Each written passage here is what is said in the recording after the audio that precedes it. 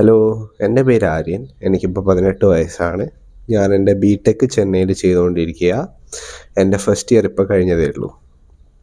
ഞാൻ ഈ video record ചെയ്യുന്നത് എൻ്റെ ALCൻ്റെ ഒപ്പമുള്ള എക്സ്പീരിയൻസ് ഷെയർ ചെയ്യാൻ വേണ്ടിയിട്ടാണ്. അപ്പോൾ ചെറുപ്പം മുതലേ എനിക്കൊരു പ്രശ്നമുണ്ടായിരുന്നു. ഞാൻ എന്തെങ്കിലും പുതിയത് ചെയ്യാൻ നോക്കുമ്പോഴോ അതോ ഞാൻ എന്തെങ്കിലും നല്ലതായി ചെയ്യാൻ നോക്കുമ്പോഴോ എനിക്കിഷ്ടമുള്ളതായി ചെയ്യാൻ നോക്കുമ്പോഴോ എനിക്ക് എന്തെങ്കിലുമൊക്കെ തടസ്സം വന്നുകൊണ്ടിരിക്കുകയായിരുന്നു. ഈ തടസ്സങ്ങൾ ഒന്നുകിൽ ഇഞ്ചുറീസ് ആയിട്ട് വരാം, അല്ലെങ്കിൽ പനികളായിട്ട് വരാം, അല്ലെങ്കിൽ അങ്ങനെ എന്തെങ്കിലും തടസ്സം കാരണം എൻ്റെ കാര്യങ്ങളൊക്കെ മുടങ്ങി പോവുമായിരുന്നു. അപ്പോൾ ഇതൊക്കെ തുടങ്ങിയത് ഞാനൊരു 2 വയസ്സാവുമ്പോഴാണ്. നമ്മൾ ആ സമയത്ത് ദുബായിലായിരുന്നു. അപ്പോൾ എനിക്ക് ന്യൂമോണിയ വന്നിരുന്നു. ഒരു 3-4 മാസത്തിൻ്റെ ഉള്ളിൽ 2 പ്രാവശ്യം ന്യൂമോണിയ വന്നിരുന്നു. അപ്പോൾ ഈ ന്യൂമോണിയ എന്താ ചെയ്യുകയെന്ന് വെച്ചാൽ നിങ്ങളുടെ ലങ്സിൻ്റെ സ്ട്രെങ്ത്തും ഇമ്മ്യൂണിറ്റിയൊക്കെ വളരെ ഡാമേജ് ചെയ്യും. അപ്പോൾ ആ സമയത്ത് എനിക്ക് ഭയങ്കര പനിയും ഭയങ്കര വയ്യായ്മയും ഒക്കെ ആയിരുന്നു. നമ്മൾ കുറേ ഡോക്ടേഴ്സിൻ്റെ അടുത്തൊക്കെ പോയി, പക്ഷെ അവർക്കൊന്നും ഇമ്മീഡിയറ്റ് ക്വിക്ക് പെർമനൻറ്റ് സൊല്യൂഷനൊന്നും കിട്ടിയിട്ടില്ല. അപ്പോൾ ഞാനിങ്ങനെ മെല്ലെ മെല്ലെ റിക്കവർ ചെയ്തു അതിൽ നിന്ന് എങ്ങനെയൊക്കെയോ. പക്ഷേ എൻ്റെ ഇമ്മ്യൂണിറ്റി വളരെയധികം ഡാമേജ് ആയിപ്പോയിരുന്നു അത് കാരണം. അപ്പോൾ ഇതിന്ന് ഞാൻ കുറച്ചെങ്കിലൊക്കെ റിക്കവർ ആയിരുന്നെങ്കിലും അത് കഴിഞ്ഞിട്ട് എനിക്ക് ഓരോ മാസവും അറ്റ്ലീസ്റ്റ് 1-2 പ്രാവശ്യമായിട്ട് നല്ല പനിയും ജലദോഷമൊക്കെ വരുമായിരുന്നു. അപ്പോൾ ഇതിൻ്റെ പ്രശ്നം എന്താണെന്ന് വെച്ചാൽ എനിക്കൊരു പ്രാവശ്യം പനി വന്നു കഴിഞ്ഞാൽ അത് വേഗം പോകില്ല. ആദ്യം എനിക്ക് തൊണ്ടവേദന ഉണ്ടാവും, പിന്നെ എനിക്ക് മൂക്കടപ്പുണ്ടാവും, പിന്നെ എനിക്ക് നല്ല കഫക്കെട്ട് വരും ചെസ്റ്റിലും തലയിലും, പിന്നെ എനിക്ക് ശ്വസിക്കാൻ പറ്റൂല, മൂക്കടഞ്ഞിട്ട് രാത്രി ഉറങ്ങാൻ പറ്റൂല, വളരെയധികം ക്ഷീണമാണ്, ഒന്നും കഴിക്കാൻ തോന്നൂല, ഭയങ്കര മോശമായിരുന്നു. അത് ഫുള്ള് ശരിയാവാൻ ഒരാഴ്ചയിൽ കൂടുതൽ എന്തായാലും എടുക്കും. അപ്പോൾ കുറേ സമയം എടുക്കുമായിരുന്നു. വളരെ മോശം സിറ്റുവേഷനായിരുന്നു ആ സമയത്ത്. അപ്പോൾ ഇങ്ങനെയൊക്കെ നടന്നുകൊണ്ട് നമ്മൾ പിന്നെ വിചാരിച്ചു ഓക്കെ ദുബായിൽ നിന്ന് മാറിയിട്ട് തിരിച്ച് ഇന്ത്യയിലേക്ക് തന്നെ വരാമെന്ന്. അപ്പോൾ ഫസ്റ്റ് സ്റ്റാൻഡേർഡിൽ നമ്മൾ തിരിച്ചു വന്നു. ഫസ്റ്റ് സെക്കൻഡിൽ ഇങ്ങനെ പോയി എന്ന് വെച്ചാൽ സ്കൂളിലൊക്കെ ഉണ്ടായിരുന്നു ആ സമയത്ത്. പക്ഷേ ഫ്രീക്വൻ്റ്ലി എനിക്കിങ്ങനെ ജലദോഷവും പനിയൊക്കെ പിടിക്കുമായിരുന്നു. എസ്പെഷ്യലി ഞാൻ നോട്ടീസ് ചെയ്തത് എക്സാമിൻ്റെ മുന്നേ കാരണം അത് കുറച്ച് ഒരു സ്ട്രെസ്ഫുൾ പീരീഡാണെന്ന് പറയാം. പക്ഷേ ഇൻ ജനറൽ എനിക്ക് ആ എക്സാമിൻ്റെ മുന്നേ തന്നെ കറക്റ്റായിട്ട് പനി പിടിക്കുമായിരുന്നു. എന്താണ് അറിയുക, നമ്മളങ്ങനെ ആലോചിച്ചില്ല അതിനെ പറ്റിയിട്ട്. പിന്നെ 3rd സ്റ്റാൻഡേർഡിലെത്തിയപ്പോൾ ഞാൻ ബാഡ്മിൻ്റൺ കോച്ചിങ്ങിന് പോകാൻ ശ്രമിച്ചു. കാരണം ആ സമയത്ത് എനിക്ക് ബാഡ്മിൻ്റൺ ഇഷ്ടമായിരുന്നു, എനിക്ക് പഠിക്കാമെന്ന് വിചാരിച്ചു. അപ്പോൾ ആദ്യത്തെ 2 ദിവസം ഞാൻ പോയി നല്ലോണം ചെയ്തു. പക്ഷേ 3-ാമത്തെ ദിവസം ഞാൻ കളിച്ചുകൊണ്ടിരിക്കും എൻ്റെ മുട്ടിൽ ഭയങ്കര വേദന. എന്നുവെച്ചാൽ അത്രയും വേദന, ഓരോ സ്റ്റെപ്പ് എടുക്കുമ്പോൾ ഭയങ്കര വേദനയായിരുന്നു എനിക്ക്. അപ്പോൾ എനിക്കറിയില്ലായിരുന്നു ഇതെന്തുകൊണ്ടാണ്. അപ്പോൾ നമ്മൾ ഡോക്ടറുടെ അടുത്ത് പോയി എക്സ്റേ ഒക്കെ ചെയ്തു. അപ്പോൾ ഡോക്ടർ പറഞ്ഞത് എൻ്റെ കാലിൻ്റെ മുട്ടിലുള്ള ഭാഗത്തെ എല്ല് മര്യാദയ്ക്ക് വളർന്നിട്ടില്ല, അവിടെ ഒരു ഗ്യാപ്പ് ഉണ്ടായിരുന്നു. അത് കാരണം എനിക്കിങ്ങനെ സ്പോർട്സ് ഫിസിക്കൽ ആക്ടിവിറ്റി ഒക്കെ ചെയ്യുമ്പോൾ നല്ല വേദന വരും. അവർ പറഞ്ഞത് ഇത് റെസ്റ്റ് എടുത്തോ, അത് ഗ്രോ ചെയ്യാൻ സമയം കൊടുക്കതിന്, അതായിരുന്നു അവർ പറഞ്ഞത്. അപ്പോൾ ഞാൻ വിചാരിച്ചു ഓക്കെ ശരി, കുറച്ച് സമയത്തിൽ ശരിയായിക്കോളും. അപ്പം ഞാൻ പിന്നെ കോച്ചിങ് നിർത്തി. പിന്നെ എൻ്റെ 4th 5th 6th ഞാനിങ്ങനെ ഭയങ്കരമായിട്ടൊന്നും കളിക്കാറുണ്ടായിരുന്നില്ല. ജസ്റ്റ് ഫ്ലാറ്റിൽ ഫ്രണ്ട്സിൻ്റെ ഒപ്പമൊക്കെ കളിക്കും. ഞാൻ അങ്ങനെ കാഷ്വലായിട്ട് കൊണ്ടുവരുന്നു. കാരണം ഇതിൻ്റെ പേടി എനിക്ക് എപ്പോഴും ഉണ്ടായിരുന്നു. എന്ന് വെച്ചാൽ ഇത് ഈ പെയിന് തിരിച്ചു വന്നാലോ, എനിക്ക് വീണ്ടും റെസ്റ്റ് ചെയ്യേണ്ടി വന്നാലോ, അത് കാരണം. അപ്പോൾ ഈ 3 കൊല്ലമെല്ലാം ഓക്കെ ആയി പോന്നു. അപ്പോഴും എനിക്ക് പനിയെല്ലാം കണ്ടിന്യൂസ് ആയിട്ട് ഇങ്ങനെ വന്നുകൊണ്ടിരിക്കുകയായിരുന്നു. ഇടയ്ക്കിടെ അലർജീസ് കാരണം, പൊടി കാരണമൊക്കെ തുമ്മലും, വളരെ ഒരു റഫ് പീരീഡായിരുന്നു ആ സമയത്ത്. പിന്നെ 7th സ്റ്റാൻഡേർഡിലെത്തിയപ്പോൾ ഞാൻ വിചാരിച്ചു ഓക്കെ എന്നാൽ നീ ക്രിക്കറ്റ് കോച്ചിങ് തുടങ്ങാം. കുറേ കൊല്ലമായല്ലോ ലാസ്റ്റ് ഇങ്ങനെ സ്പോർട്സിൽ കയറിയിട്ട്. അപ്പോൾ എനിക്ക് ക്രിക്കറ്റ് വളരെ ഇഷ്ടമാണ്, എൻ്റെ ഫേവറേറ്റ് ഗെയിംസിലാണ് അത്. അപ്പോൾ ഞാൻ ക്രിക്കറ്റ് കോച്ചിങ് തുടങ്ങി. ആദ്യമൊക്കെ എല്ലാം നന്നായി പോയിരുന്നു. പിന്നെ എൻ്റെ ഫസ്റ്റ് ടൂർണമെൻറ്റ് കളിക്കാനുള്ള അവസരം എനിക്ക് കിട്ടി. അപ്പോൾ ടൂർണമെൻറ്റ് സ്റ്റാർട്ടായി. ഫസ്റ്റ് മാച്ചൊക്കെ നന്നായി നടന്നു. അത് കഴിഞ്ഞിട്ട് ആ ഫസ്റ്റ് മാച്ച് കഴിഞ്ഞിട്ട് ഞാൻ പ്രാക്ടീസ് ചെയ്തുകൊണ്ടിരിക്കുമ്പോൾ എൻ്റെ റൈറ്റ് ആമിൽ ഭയങ്കര വേദന. എന്താ പറ്റിയെന്ന് എനിക്കറിയില്ല. ഞാൻ ഫീൽഡിങ് ചെയ്യണം, ഞാൻ ബോൾ ത്രോ ചെയ്തപ്പോൾ കയ്യിൽ പെട്ടെന്ന് ഭയങ്കര വേദന. പിന്നെ അത് തീരെ പൊക്കാൻ പറ്റുന്നില്ല എനിക്ക്. ഞാൻ ബോളറായിരുന്നു ആ സമയത്ത്, എനിക്ക് ബോൾ ചെയ്യാനൊന്നും പറ്റുന്നില്ല. ഞാൻ കോച്ചിനോട് പറഞ്ഞു ഇത് പറ്റുന്നില്ല. അപ്പോൾ അവർ പറഞ്ഞു ശരി നീ ഡോക്ടറുടെ അടുത്ത് പോയിക്കോ. അപ്പോൾ അടുത്ത ദിവസം തന്നെ എനിക്ക് മാച്ചും ഉണ്ടായിരുന്നു. അപ്പോൾ ഞാൻ ഡെസ്പറേറ്റ് ആയിപ്പോയി. ഞാൻ വിചാരിച്ചു ഇനി എൻ്റെ ടൂർണമെൻറ്റ് കഴിഞ്ഞു പോയി, എനിക്ക് ഇഞ്ചുറി ആയി. പക്ഷേ എൻ്റെ ടീമിന് എൻ്റെ നല്ല ആവശ്യമുണ്ടായിരുന്നു. ഞാനില്ലാണ്ട് ടീം കുറച്ച് വൾണറബിൾ ആയിപ്പോയേനെ. അപ്പോൾ നമ്മൾ ഡോക്ടറെ അടുത്ത് പോയി. അവർ കുറേ പെയിൻ കില്ലർ മെഡിസിൻസ് തന്നു, ഇഞ്ചക്ഷനൊക്കെ തന്നു. എന്നിട്ട് ടെമ്പററിലി ജസ്റ്റ് ഒന്ന് റെഡിയാക്കി എടുത്തു എനിക്ക് ജസ്റ്റ് ആ ഒരു മാച്ച് കളിക്കാൻ വേണ്ടിയിട്ട്. അപ്പോൾ അടുത്ത ദിവസം ഞാൻ മാച്ച് കളിച്ചു. എനിക്ക് എൻ്റെ ഫുൾ എഫേർട്ട് കൊടുക്കാൻ പറ്റിയിട്ടില്ല, പക്ഷേ കുഴപ്പമില്ലാണ്ട് ഞാൻ ടീമിനെ സപ്പോർട്ട് ചെയ്തു. അപ്പോൾ അത് ടൂർണമെൻറ്റ് നമ്മൾ ജയിച്ചു. എന്നിട്ട് ഓക്കെ ആയിരുന്നു ആ സമയത്ത്. അപ്പോൾ ഞാൻ വിചാരിച്ചു ഓക്കെ കയ്യിന് റിക്കവർ ചെയ്യാൻ കുറച്ച് സമയം കൊടുക്കണ്ടേ. അപ്പോൾ ഞാൻ ക്രിക്കറ്റ് കുറച്ച് സമയത്തേക്ക് പോസ് ചെയ്തു. പക്ഷെ അപ്പോഴത്തേക്കും നമ്മുടെ കോവിഡ് എത്തിയപ്പോൾ പിന്നെ എല്ലാം ഷട്ട് ഡൗൺ ആയി, ലോക്ക്ഡൗൺ ആയി. ആൾക്കാർ വീട്ടിൽ നിന്ന് പുറത്തൊന്നും ഇറങ്ങിയില്ല, സ്കൂളൊക്കെ നിന്നു, ഓൺലൈൻ ക്ലാസ് ആയി. അപ്പോൾ കോവിഡിൻ്റെ പീരീഡ് അറിയാമല്ലോ, വളരെ മോശമായിരുന്നു എല്ലാവർക്കും. എനിക്കും അതന്നെ. ഫുൾ ടൈം വീട്ടിലിരിക്കുക, ഒന്നും ചെയ്യുന്നില്ല, ഭക്ഷണം മാത്രം കഴിച്ചുകൊണ്ടിരിക്കുക. അപ്പോഴും എനിക്ക് ഇടയ്ക്കിടെ ഇങ്ങനെ പനിയും ജലദോഷമെല്ലാം വന്നിരുന്നു. അപ്പോൾ അതും ദാറ്റ് ഡിഡ് നോട്ട് ഹെൽപ്പ്. എനിക്ക് കോവിഡ് വന്നിട്ടുണ്ടോ, നമ്മളങ്ങനെ ടെസ്റ്റായിട്ട് ചെയ്തിട്ടില്ല, പക്ഷേ ആ സമയത്ത് അത്യധികം പനിയൊക്കെ വന്നിരുന്നു എനിക്ക്. പിന്നെ കോവിഡൊക്കെ കഴിഞ്ഞ് ഒരു 10th ആകുമ്പോഴാണ് എനിക്ക് കോവിഡൊക്കെ കഴിയുന്നത്. ഫുള്ളി റീസ്റ്റാർട്ടായി സ്കൂളൊക്കെ ആ സമയത്ത്. അപ്പം ഞാൻ വീണ്ടും ക്രിക്കറ്റിന് എന്നാൽ പോകാമെന്ന് വിചാരിച്ചു. ആദ്യത്തെ ദിവസം കുഴപ്പമില്ലാണ്ട് പോയി. പക്ഷേ അടുത്ത ദിവസം പണ്ട് 3ാം ക്ലാസ്സിലിരിക്കുമ്പോൾ എനിക്കൊരു മുട്ടുവേദന വന്നില്ലേ, അത് തിരിച്ചു വന്നു. അപ്പോൾ ഞാൻ പെട്ടെന്ന് ഷോക്കായിപ്പോയി. കാരണം ഇത്രയും കൊല്ലമായിട്ടില്ലാത്ത സാധനം എന്താ ഇപ്പം തിരിച്ചു വന്നത്. അപ്പം ഞാൻ പിന്നെ ഡോക്ടറുടെ അടുത്ത് പോയി. അവർ സെയിം റീസണാണ് പറഞ്ഞത്, എല്ല് വളർന്നിട്ടില്ല അങ്ങനെ ഇങ്ങനെ. പിന്നെ ഞാൻ വിചാരിച്ചു ചിലപ്പോൾ ഇനി ക്രിക്കറ്റ് എനിക്ക് മെന്റ് ടു ബി ആയിരിക്കില്ല, എനിക്ക് കളിക്കാനേ പറ്റൂല ഇനിയിപ്പോൾ ഇനി എത്ര സമയം വേണമെന്നൊന്നും പറയാൻ പറ്റൂല. അപ്പോൾ പിന്നെ ഞാൻ വിട്ടു, ക്രിക്കറ്റ് വേണ്ടാന്ന് വെച്ചു.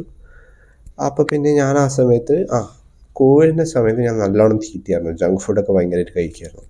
അപ്പോൾ ഞാൻ തടിച്ചു പോയി ആ സമയത്ത്. അപ്പോൾ ആ തടിയൊക്കെ കുറയ്ക്കാൻ വേണ്ടി ഞാൻ ഒന്ന് റണ്ണിങ് സ്റ്റാർട്ട് ചെയ്തു. ജസ്റ്റ് കാഷ്വലി ആദ്യം തുടങ്ങിയതാണ്.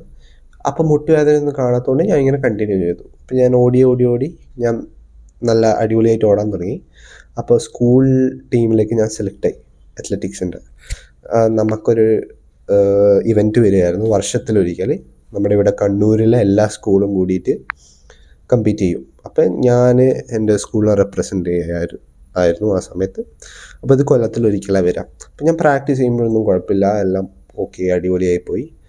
പക്ഷേ ഈ ഇവൻറ്റിൻ്റെ കൃത്യം 2-3 ദിവസം മുന്നേ എനിക്ക് വീണ്ടും പനി പിടിച്ചു.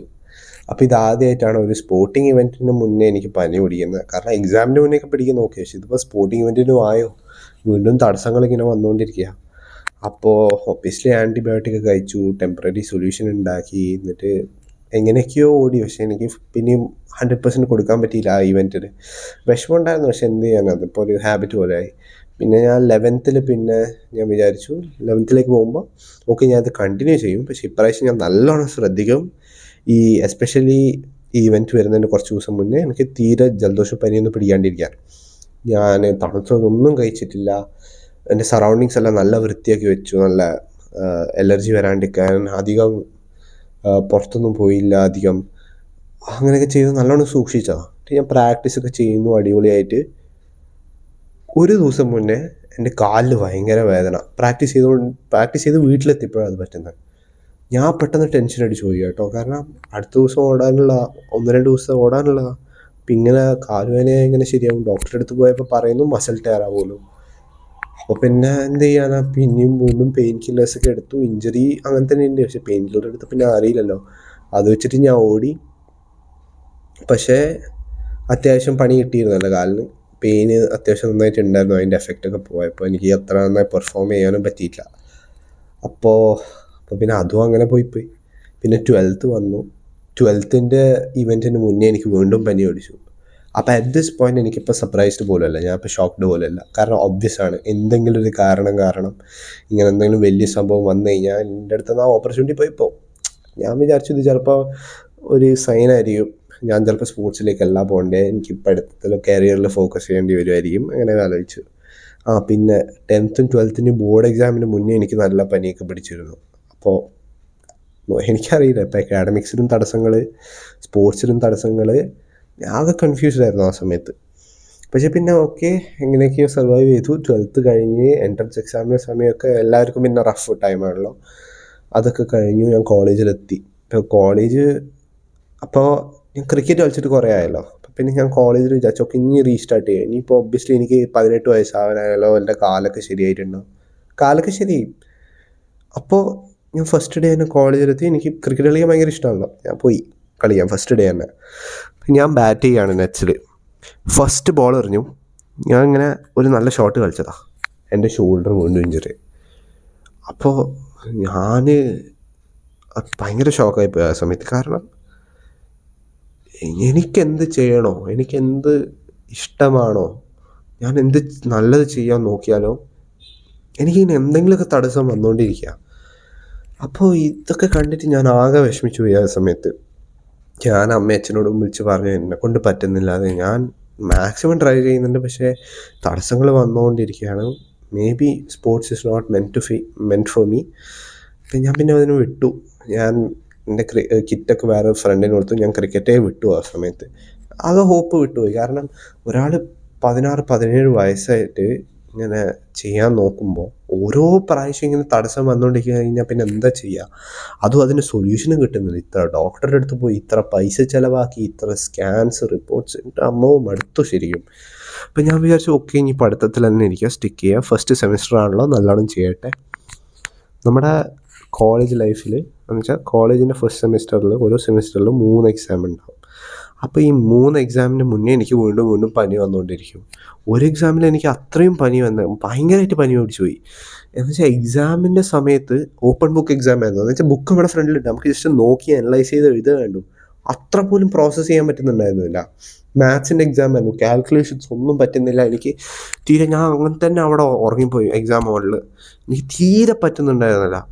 അപ്പോൾ ആ എക്സാമിൽ 50 മാർക്കിൻ്റെ എക്സാം ആയിരുന്നു, 50 മാർക്സ്. അതിലെനിക്ക് 3 മാർക്ക് കിട്ടി. അതെ, 3 മാർക്ക് കിട്ടി എനിക്ക് 50-ൽ. അത് വളരെയധികം എന്നെ ഹിറ്റ് ചെയ്തിരുന്നു. കാരണം പഠിത്തവും പറ്റുന്നില്ല, സ്പോർട്സും പറ്റുന്നില്ല, ഒന്നും ചെയ്യാൻ പറ്റുന്നില്ല എനിക്ക് തടസ്സങ്ങളില്ലാണ്ട്. അപ്പോൾ പിന്നെ ഞാൻ അത് അക്സെപ്റ്റ് ചെയ്തു എൻ്റെ ഒരു പാർട്ടായിട്ട്. എന്ന് വെച്ചാൽ ഒരു പ്രാവശ്യം തടസ്സമുണ്ട്, I just have to deal with it എന്ന് ഞാൻ വിചാരിച്ചു. ഓക്കെ, ഫസ്റ്റ് സെമിസ്റ്റർ സർവൈവ് ചെയ്തു ഞാൻ. പിന്നെ സെക്കൻഡ് സെമിസ്റ്റർ തുടങ്ങിയപ്പോഴാണ് എൻ്റെ അമ്മ വിളിച്ച് പറഞ്ഞു, ഒരു ദീ ഉണ്ട്, സുനിത ദീ എന്ന അവരുടെ പേര്. അപ്പോൾ സെക്കൻഡ് സെമിസ്റ്ററിലാണ് ഞാനും സുനിത ദിയും ആദ്യമായിട്ട് മീറ്റ് ചെയ്യുന്നത്. എൻ്റെ അമ്മയും അച്ഛനും കേരളയിൽ ഒരു റിട്രീറ്റിന് വേണ്ടി പോയിരുന്നു. ആ സമയത്ത് എൻ്റെ കാര്യം എൻ്റെ അമ്മ പറഞ്ഞു കൊടുത്തിരുന്നു. അപ്പോൾ ദീ പറഞ്ഞു ഓക്കെ, ഞാൻ മോൻ്റെ ഒപ്പം ഒരു വീഡിയോ കോൾ സെഷൻ വെക്കാം.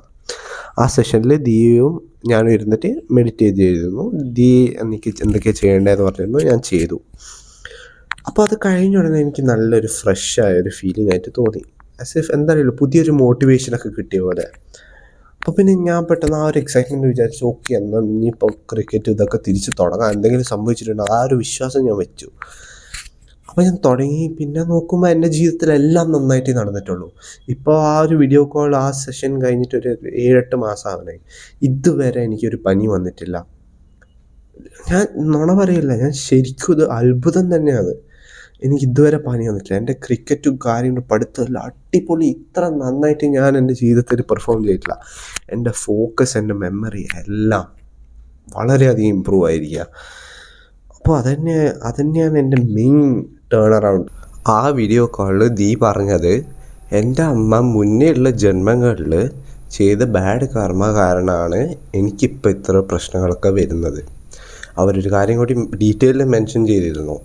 എന്ന് വെച്ചാൽ ഒരു ലേഡി ഉണ്ടായിരുന്നു പോലും, അവർ ഒരു കിണറിലേക്ക് വീണുപോയി. അപ്പോൾ ഈ സ്ത്രീ കിണറിൽ നിന്നിട്ട് ഇങ്ങനെ ഹെൽപ്പിന് വേണ്ടി ചോദിക്കുക. അപ്പോൾ എൻ്റെ അമ്മ, മുൻജന്മത്തെ എൻ്റെ അമ്മ ഇങ്ങനെ അതിലൂടെ നടന്നു പോകുന്നുണ്ടായിരുന്നു.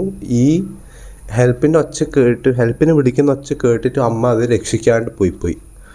അപ്പോൾ ആ സ്ത്രീക്ക് വളരെയധികം ദേഷ്യവും വിഷമവും ഒക്കെ ആയിപ്പോയി.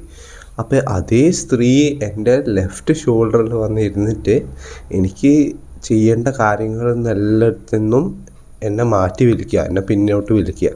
അത് കാരണമാണ് അത്ര എനിക്ക് ഒരു കാര്യവും മര്യാദയ്ക്ക് ചെയ്യാൻ പറ്റാഞ്ഞ. അപ്പോൾ ഇതായിരുന്നു ആ എക്സ്പ്ലനേഷൻ. അപ്പോൾ ഇത് ആക്ച്വലി ഒരു ഭയങ്കര ഒരു എക്സ്പീരിയൻസ് ആയിരുന്നു. എന്ന് വെച്ചാൽ ഒരു പ്രോപ്പർ റീസണൊക്കെ കിട്ടാമെന്ന് വെച്ചാൽ ഇതിന്.